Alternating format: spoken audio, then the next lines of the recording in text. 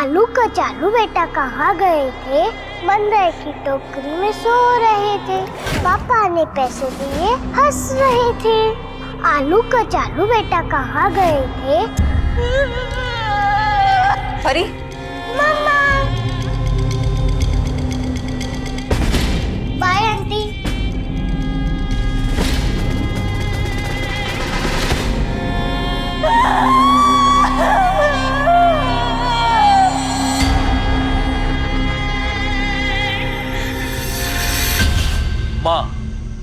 माँ वो है जिसमें पूरे ब्रह्मांड का सार है। इंसान हो या जानवर, माँ की भूमिका कहीं नहीं बदलती। वो अपने बच्चे को लगी छोटी सी चोट को देखकर भी चीख उठती है। चोट बच्चे के शरीर पर लगे तो घाव माँ के दिल पर होता है, दर्द उसकी आत्मा को पहुंचता है। लेकिन माँ बेटी का ये कैसा रिश्ता था जहां एक माँ अपनी बच्ची को चोरी छुपे अपने साथ ले जाने पर मजबूर थी? क्यों उसने अपने ही बच्चे को चुराया? क्यों उस आया ने आंखें मूंद ली और इस चोरी को अनदेखा कर दिया? ये माँ ऐसी कौन सी राह पर चल पड़ी है कि उसे ऐसा कदम उठाना पड़ रहा है?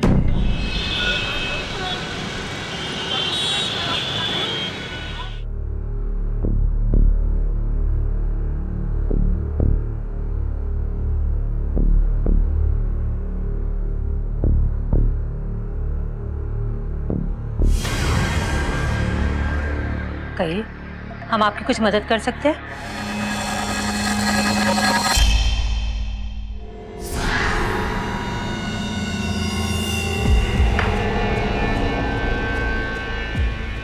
सर, 1 महीना पहले 12 अगस्त को 2 आदमियों ने हमारा रेप किया।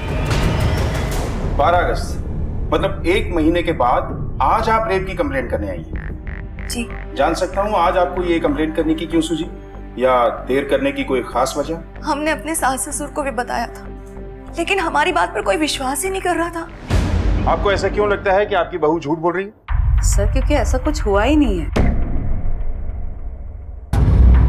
ये जो लड़की है ना, इसे कहानी बनाने की आदत है। देर रात घर आने की कहानी, घर ना आने की कहानी। कमला, परी को लेकर जा अंदर जा बेटा। और आज तो इसने अपने रेप की भी कहानी बना डाली। सर, हमारी भाभी अपनी मर्जी से जीती है। हम ये नहीं कह सकते कि क्या सच है और क्या झूठ। बेटा आशा, कितना झूठ बोलेगी? पुलिस को घर ले आई। बेटा कम से कम हमारी इज्जत का ख्याल कर। हाथ जोड़ते हम तुम्हारे। अरे आप क्यों इसके सामने हाथ जोड़ रहे हैं? देखिए सर, ये सच को झूठ और झूठ को सच बताकर ना आपका वक्त जाया कर रही है। देखिए, सच क्या है झूठ क्या है इसका पता हम खुद लगा लेंगे। हम झूठ नहीं बोल रहे, झूठ तो आप बोल रही हैं। हम उस दिन जब घर आए थे, क्या आपने हमारी हालत नहीं देखी थी? आशा, ये क्या हुआ तुझे?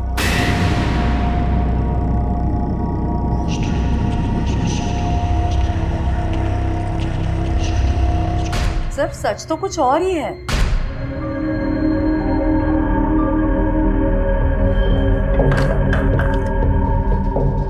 आशा, बहू, तू शराब पीकर आई है? हाँ, पी के आई हूँ। कौन सी नई बात है?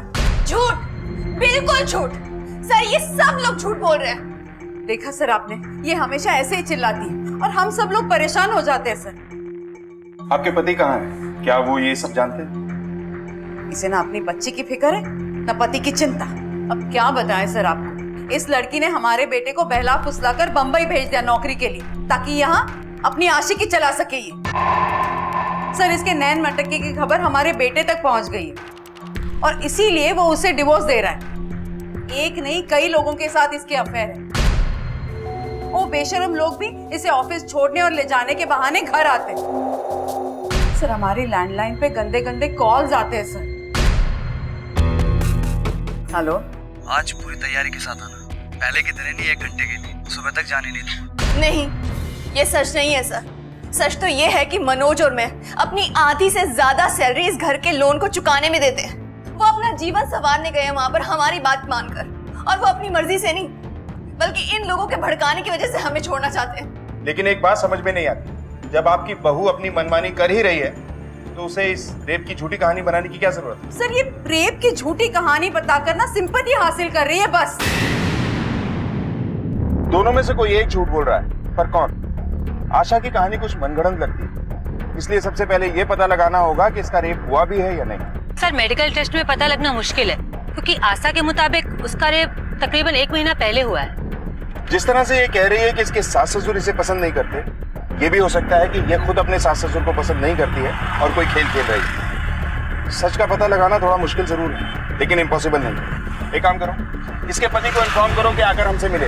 आशा को फर्दर इन्फॉर्मेशन के लिए पुलिस स्टेशन बुलाओ और आशा के पड़ोसियों और ऑफिस में पूछताछ करो। सर जिन 2 लोगों ने आपका रेप किया था, उनमें से किसी की शक्ल या कोई निशानी बता सकते हैं? नहीं सर, उन्होंने अपने चेहरे ढके हुए थे और अंधेरा बहुत था। अच्छा, जिस जगह पे उन्होंने आपका रेप किया वो जगह बता सकती हैं? सर जगह का तो कुछ नहीं पता, लेकिन जब मैं उस जंगल से मदद के लिए बाहर जाने की कोशिश कर रही थी तो एक सफेद कार आती दिखी, तो मैंने मदद मांगी थी। Help please.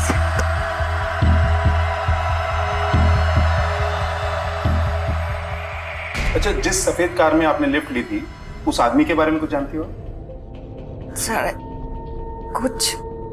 कुछ याद नहीं है सर। भरोसा हर रिश्ते की नींव होता है, जहां ये हिला रिश्तों की इमारत ढह जाती है। इसलिए जरूरी है कि रिश्तों के साथ साथ प्यार और भरोसे को भी संजो कर रखा जाए, क्योंकि जरा सी लापरवाही बड़ी दुर्घटना को अंजाम दे सकती है और कभी कभी ये अपराध की शक्ल भी ले सकती है।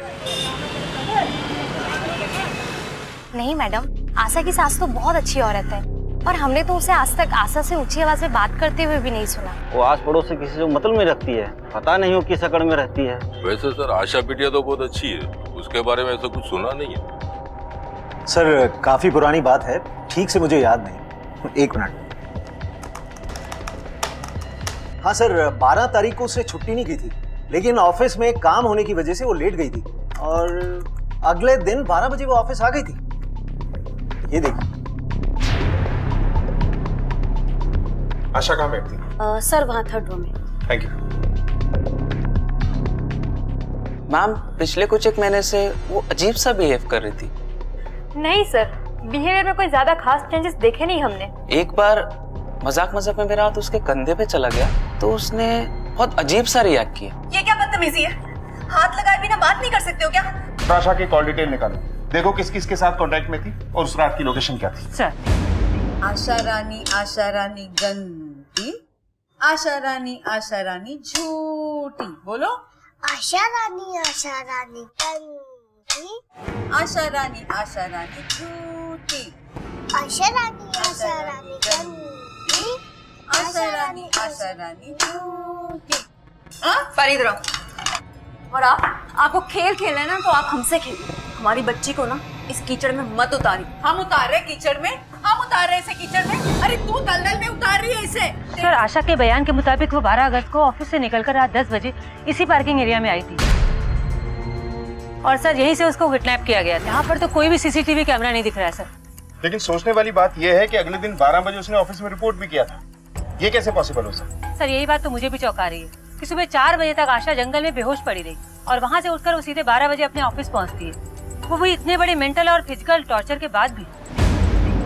वो इसलिए क्योंकि हमारे घर में हमें रोने के लिए कंधा देने वाला कोई भी नहीं था, हमारा दुख बांटने वाला कोई नहीं था। वो लोग तो हमें खुद ताने दे रहे थे, गालियां दे रहे थे हमें। उन सब से बचने के लिए हम सुबह ही निकल गए, यहाँ वहाँ सड़कों पर भटकते रहे सर। हमारे शरीर के साथ साथ हमारे आत्मा के भी चिथड़े उड़ चुके थे। उस नर्क से बचने के लिए हमें बस एक ही उपाय सूझा कि हम ऑफिस चले जाएं, और जाते भी कहाँ।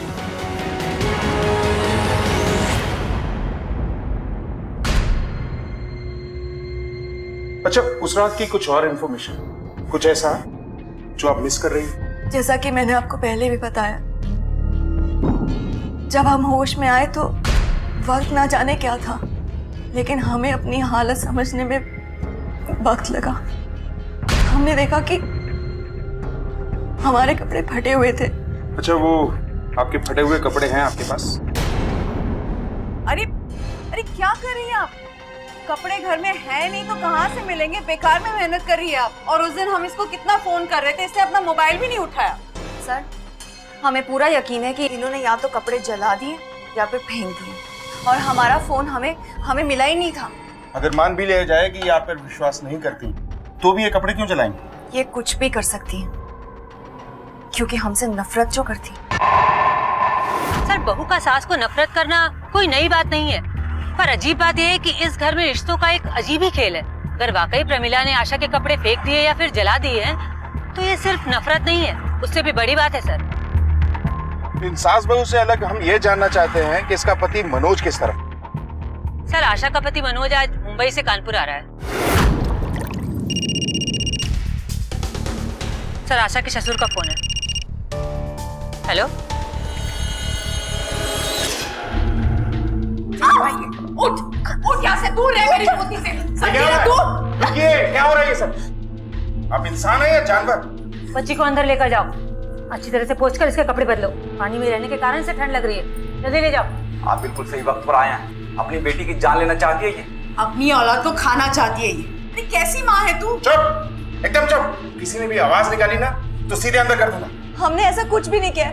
हम तो दलिया लेके परी को खिलाने के लिए गए थे और बाथरूम से आवाज आ रही थी। जब हम बाथरूम में घुसे तो हमने देखा कि तू अकेली हरिश्चंद्र की औलाद है ना, बाकी सारी दुनिया तो झूठ है।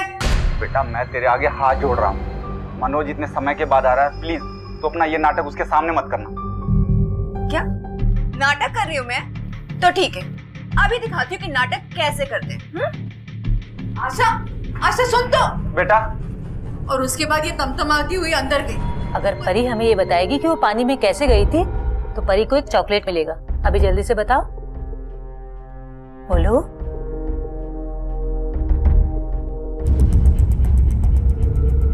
एक बात अच्छी तरह से अपने दिमाग में बिठा लो तुम लोग। अगर बच्ची को कुछ भी हुआ ना तो पहले तुम सबको अरेस्ट करेंगे, उसके बाद पूछताछ करेंगे, समझे?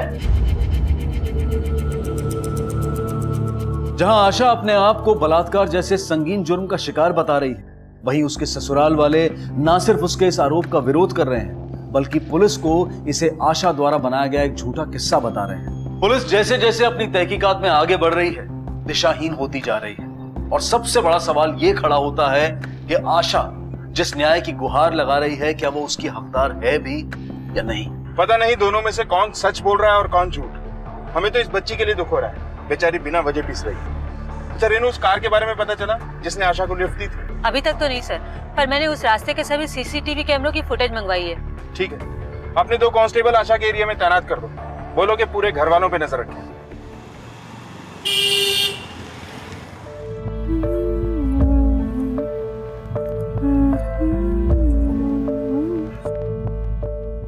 आशा, हमें तुमसे कुछ बात करनी है, जरा बाहर आ जाओ।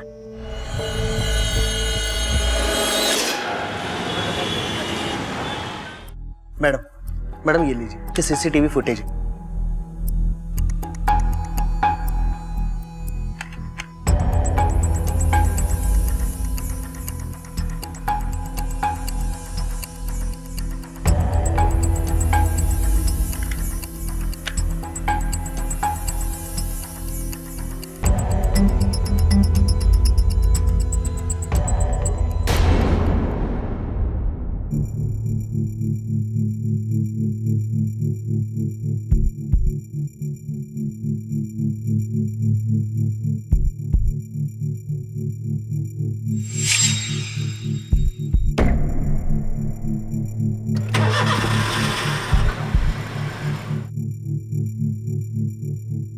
आलू कचालू बेटा कहाँ गए थे? बंदर की टोकरी में सो रहे थे। परी, मम्मा इधर आओ। तो 1 मिनट, मैं अभी आ रहा हूँ।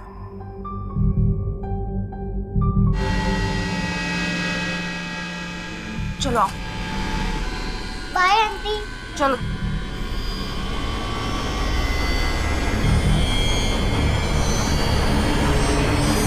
सर ये देखिए, उस दौरान 3 सफेद गाड़ियां वहां से पास हुई।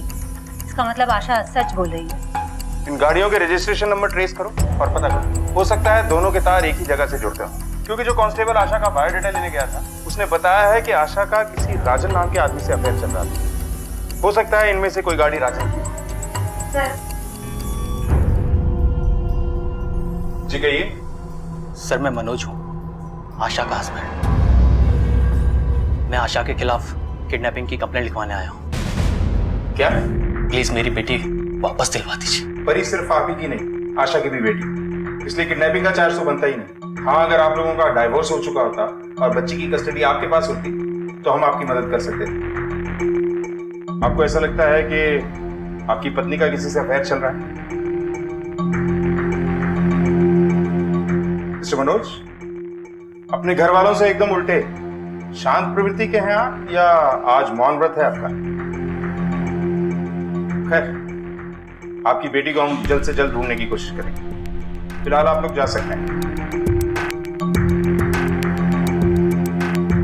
ये आशा अपनी बेटी को लेकर आखिर जा कहां सकती? सर वहीं, यहाँ ससुराल से भागकर हल्लड़ की जाती।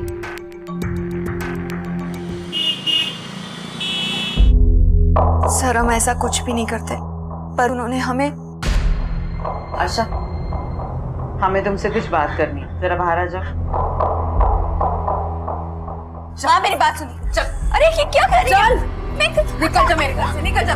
आप मुझे मेरे घर से ऐसे नहीं निकाल सकते। जब मनोज वापस आएंगे तब क्या बताएंगे आप कि हम कहाँ हैं? मनोज, आप आ गए? अच्छा आप आ गए। हमने आपको कितने फोन किया, आपने फोन ही नहीं उठाया। आपको पता है ये लोग हमारे साथ, हमें हमारे घर से, हमारी बेटी से दूर करना चाहते। तुझसे मेरा कोई लेना देना नहीं, समझी? घिन आती तुझ पर। निकल जा यहाँ से। मनोज मेरी बात सुनो, ये सब झूठ बोल रहे हैं, मेरा विश्वास तो करो मनोज। लेकिन ये सब कहने को तो लड़की के दो घर होते हैं, मायका और ससुराल, पर वो हक किसी एक पर भी नहीं जता सकती। पहले तो हमने सोचा कि हम इस हादसे को भूल जाएं, लेकिन अब हमें कोई फर्क नहीं पड़ता है कि हमारे बारे में कोई क्या सोचता है, क्या राय रखता है। हमें तो बस ये साबित करना है कि हमारे साथ रेप हुआ है। सर, गलती मेरी ही है। उस दिन मुझे इसे रोकना नहीं चाहिए था, लेकिन उस दिन इसी बच्ची के लिए मैंने रोका था उसे। लेकिन अब बस भगवान को जब न्याय करना होगा तब करेंगे। अब मेरी बेटी को न्याय दिला दीजिए, इंसाफ दिला दीजिए। हेलो, ठीक है सर, वो आशा को लिफ्ट देने वाला मिल गया है, दीपक सिंह। अब तक इस केस की दो दिशाएं दिखाई दे रही थी, लेकिन उस रात की इस घटना से जुड़ी एक अहम कड़ी और आशा को लिफ्ट देने वाले दीपक सिंह तक पुलिस पहुंच चुकी। तो क्या अब इस संदेहास्पद केस को सही दिशा मिलने वाली थी? अनसुने अनदेखे पहलू सामने आने वाले थे या फिर गुत्थियां और उलझने वाली थी? इसे पहचानते हो? कहीं देखा है? हाँ सर, इसको मैं कैसे भूल सकता हूँ। उस रात ये सीतापुर रोड पर खड़ी थी, हमने इसे लिफ्ट दी थी। हेल्प प्लीज, हमारी मदद कीजिए प्लीज। क्या हुआ? कुछ गुंडे। आइए मैं आपको पुलिस स्टेशन छोड़ देता हूँ। नहीं, आप हमें हमारे घर छोड़ दीजिए। ठीक है, आइए। फिर हमने उसे लिफ्ट दी और उसके कहे अनुसार उसके घर छोड़ दिया। सर, इसकी हालत बहुत खराब थी, कपड़े बिल्कुल फटे हुए थे। इसको देखकर ही ऐसा लगता था कि इसके साथ कुछ बहुत बुरा हुआ है। अच्छा, आपने इसे जिस जगह से लिफ्ट दी थी, हमें वहां ले चल सकते हैं? हाँ सर, बिल्कुल।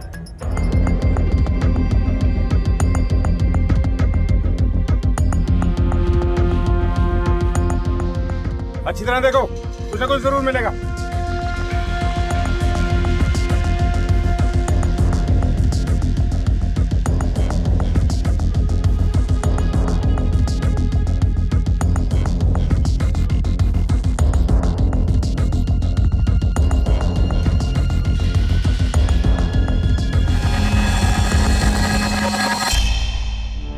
सर, ये चप्पल आपकी है?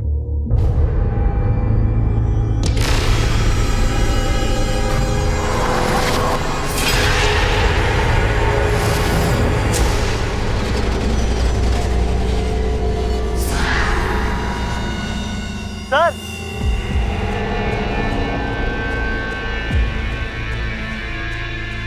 सर ये देखिए।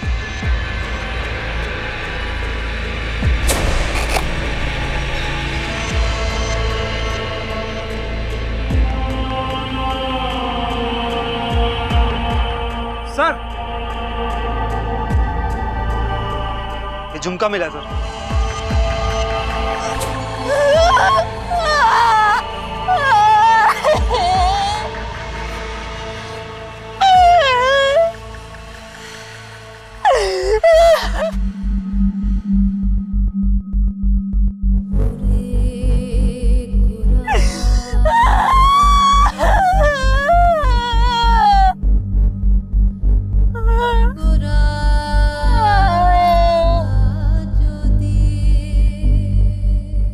फटा हुआ कपड़ा सिला जा सकता है, चेहरे पर लगी गंदगी धुल सकती है, शरीर पर लगे घाव भर सकते हैं, लेकिन मन में लगी चोट की चुभन जीने नहीं देती। ऐसा ही कुछ हुआ था आशा के साथ। उस रात उसकी जिंदगी में हुए ऐसे हादसे ने उसे इस कदर हिलाकर रख दिया था कि उसे भूलने की कोशिश उसे नासूर बनकर खाए जा रही थी। अपने नाम, अपनी इज्जत को दांव पर लगाकर आत्मसम्मान हासिल करने की लड़ाई आशा को और क्या क्या दिखाने वाली थी।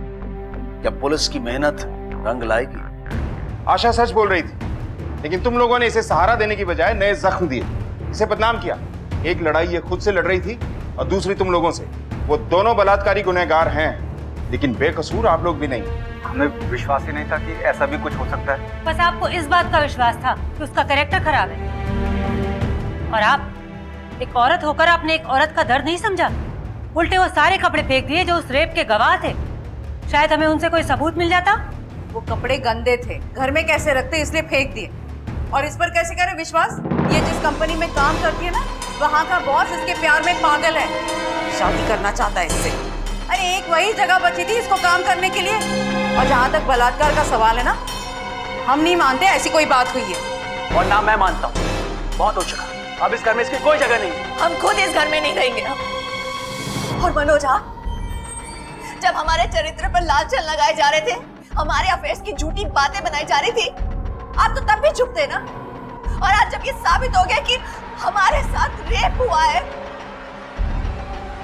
तभी हम आपके साथ की उम्मीद आपसे नहीं कर सकते। बहुत हो गया, अब हम इस घर में नहीं रहेंगे। आप लोग बुलाएंगे तब भी नहीं आएंगे।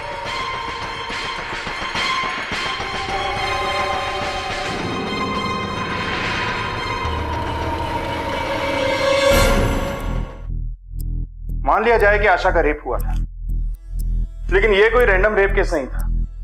जिस तरह सफाई से इसे अंजाम दिया गया, लगता है ये पूरी तरह से प्लान था। रात के 10 बजे पार्किंग से आशा को किडनैप किया गया, फिर यहां से 12 किलोमीटर दूर सीतापुर रोड के पास जंगल में उसका रेप किया गया, और सुबह 4 बजे तक वो बेहोश रही। सर, रेपिस्ट ने अपना चेहरा भी ढक रखा था, जिससे आशा उन्हें पहचान न सकी। ये सब बातें इस ओर इशारा करती हैं कि ये रेप हुआ नहीं है, शायद इसे करवाया गया है। शायद आशा के किसी जानने वाले ने ऐसा किया।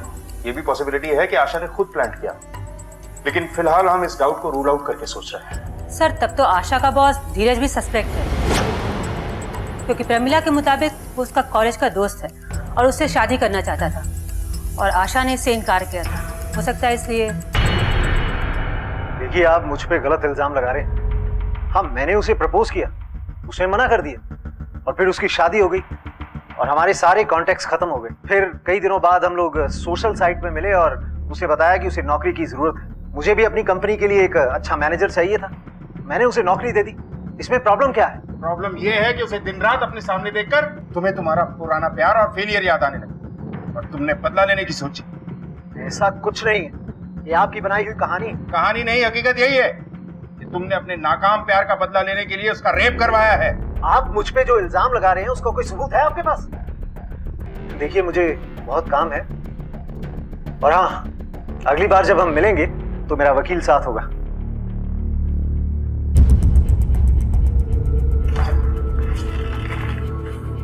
कैसा छटपटा रहा था, सीधा वकील और सबूतों की बात करने लगा। कॉल रिकॉर्ड से निकलवाओ। जी सर। एक्सीडेंट साइट पे एक टीम भेजो और शाम तक हमें इन्फॉर्म करो। सर, धीरज के कॉल रिकॉर्ड में एक लोकल मवाली अभय का नंबर है, जिसके साथ उसकी अक्सर बातचीत होती है। कहीं धीरज ने अपना बदला लेने के लिए अभय से आशा का रेप तो नहीं करवाया? देखो देखो देखो देखो कितना हिम्मत है इस औरत में, इतना सब कुछ होने के बाद भी घूम रही है। इसकी खुद की बेशर्मी की वजह से ऐसा हुआ इसके साथ। अपनी इज्जत अपने हाथ होती है, हमारे जैसी होती है ना तो खुद को मुंह दिखाने के लायक नहीं होती। देखो कैसा सीना चौड़ा करके जा रही है।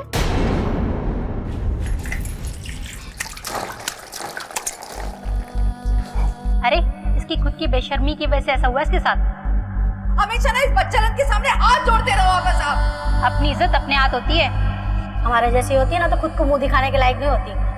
हमेशा ना इस बच्चालन के सामने हाथ जोड़ते रहो बस आप। घिन आती दुश्मन, निकल जाए यहाँ से।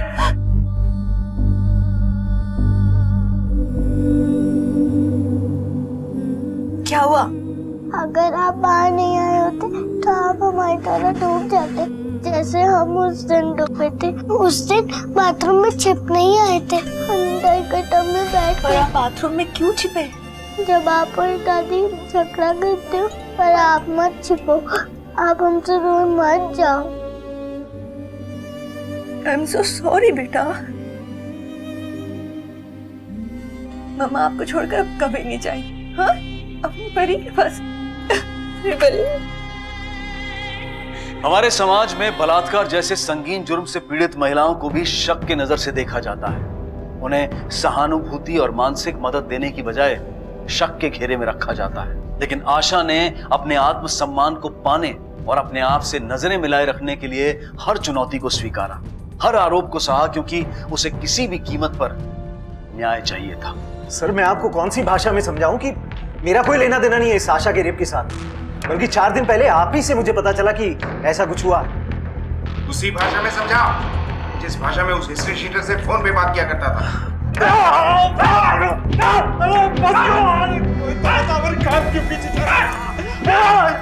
सर मैं एक बिजनेसमैन और अक्सर काम पूरा होने के बाद क्लाइंट के पास पैसे फंस जाते हैं। बस उसी पैसे को निकालने के लिए छोटे मोटे गुंडे पालने पड़ते हैं सर। चल अब बता, आशा का रेप क्यों किया? मैंने किसी आशा का रेप नहीं किया। माधर, इसे तब तक मारते रहो जब तक ये जवाब न दे।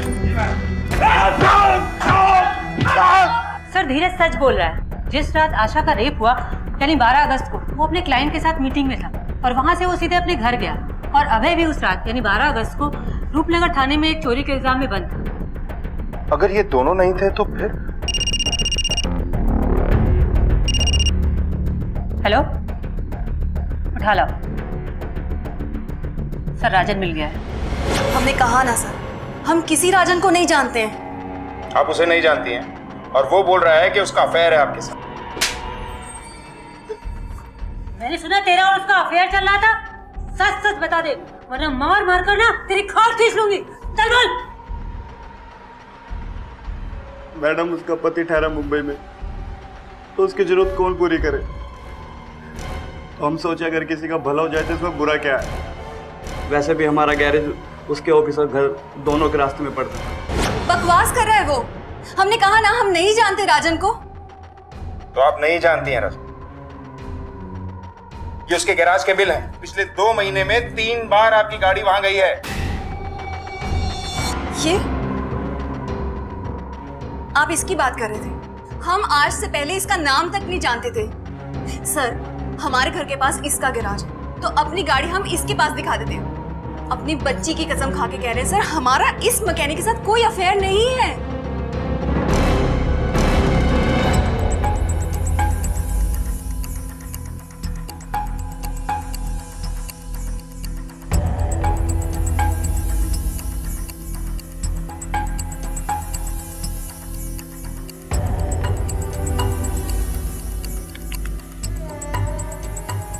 ये किस चक्कर में फंसा दिया हमको?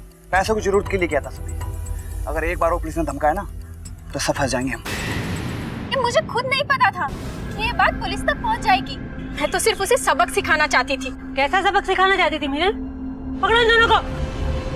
चलो। देखो। सर मेरा यकीन कीजिए, मैंने किसी का भी रेप नहीं करवाया। मैं तो भाभी को सिर्फ उसके किए की सजा देना चाहती थी।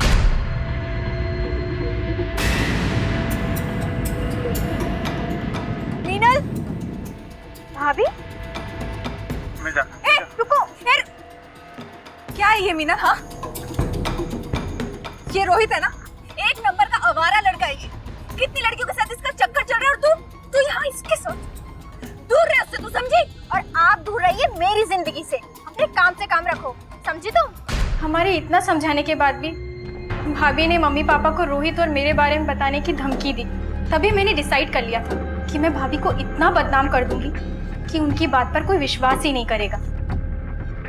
मम्मी पापा तो वैसे भी उन्हें पसंद नहीं करते थे। उन्हें तो हमेशा से यही लगता था कि भाभी का उनके बॉस के साथ अफेयर चल रहा है। रोहित और मैंने राजन को पैसों का लालच दिया और भाभी को बदनाम करने का प्लान बनाया। और सर, घर के फ़ोन पर जो गंदी बातें वाले कॉल्स आते थे वो भी राजन ने ही किए थे। तुम्हारा नशा है कि उतरता ही नहीं। आज पूरी तैयारी के साथ आना। राजन के बारे में मुंबई भैया को मैंने ही कॉल करके बताया था और भैया ने मेरी बात पे विश्वास भी कर लिया। इनका बयान लगता है इन अफवाहों को सच मानकर मनोज ने अपनी ही बीवी का गुंडे भेजकर रेप करवा दिया। सर, हो सकता है प्रमिला ने मनोज को फोन करके बताया होगा कि तुम्हें मुंबई भेजकर अय्याशी कर रही है आशा। इस मनोज की हिस्ट्री निकाल, कानपुर से लेकर मुंबई तक, कहाँ रहता है, क्या करता है, किस किस के साथ चक्कर है, इसके फोन रिकॉर्ड्स सब कंगाल डालो। हो सकता है कि इसका किसी से चक्कर हो और अपनी बीवी से पीछा छुड़ाने के लिए इसने ही ये प्लान बनाया। मैं गुंडे हायर करके अपनी बीवी का रेप क्यों करवाऊंगा? क्या कहना चाहते हैं आप? यही कि तेरा मकसद बहुत स्ट्रांग था। तू उससे पीछा छुड़ाना चाहता था। तुझे उसके कैरेक्टर पे शक भी था। फिर इससे अच्छा तरीका और क्या होता? बदला लेने का और पीछा छुड़ाने का। क्या सबूत है आपके पास कि मैंने ऐसा किया? वैसे गुस्सा बहुत आता ना तुझे। मौन व्रत से सीधा एंग्री यंग मैन बन गया। इसी गुस्से में रेप करवाया ना तूने उसका। आप चाहे कुछ भी कहें, लेकिन सच ये है कि मैंने कुछ नहीं किया है। सर, हमने मनोज की हिस्ट्री चेक की है तो उससे एक महत्वपूर्ण इंफॉर्मेशन मिली कि ये वहाँ से स्कूल में एक बच्चे पर हमला करने के जुर्म में अरेस्ट किए गए। वहाँ से उन्हें 6 महीने के लिए बाल सुधार गृह भेजा गया। उसके आगे की इंफॉर्मेशन सील होने के कारण हमने लोकल एविडेंस और FIR को ट्रैक किया। और इनके कॉल रिकॉर्ड से कुछ नहीं मिला? सर, उससे भी एक इम्पोर्टेंट इंफॉर्मेशन मिली है कि बाल सुधार गृह में इनके 2 साथी वन्नू और पुनीत, जिनके साथ मनोज आज भी टच में है। सर, इन दोनों ही लड़कों पर सेक्सुअल ऑफेंस की हिस्ट्री है। सर, हमने इनकी टावर लोकेशन चेक की है तो हमारा शक बिल्कुल यकीन में बदल गया है। इनकी लोकेशन वही है जो आशा की रेप की लोकेशन है, ठीक रात के 10 बजे से लेकर 2 बजे के बीच की।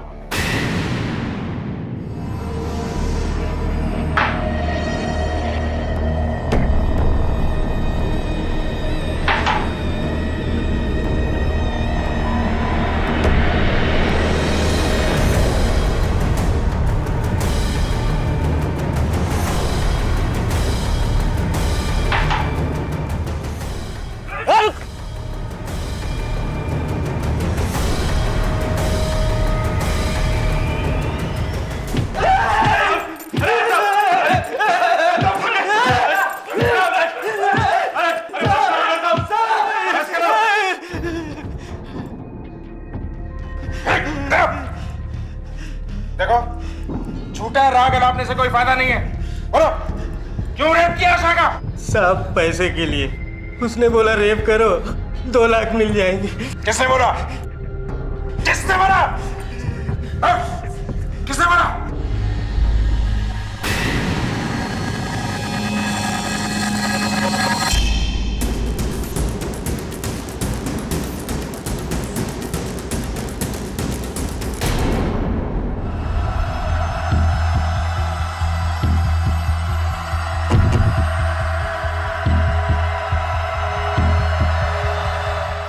आशा, यह है तुम्हारा मुजरिम।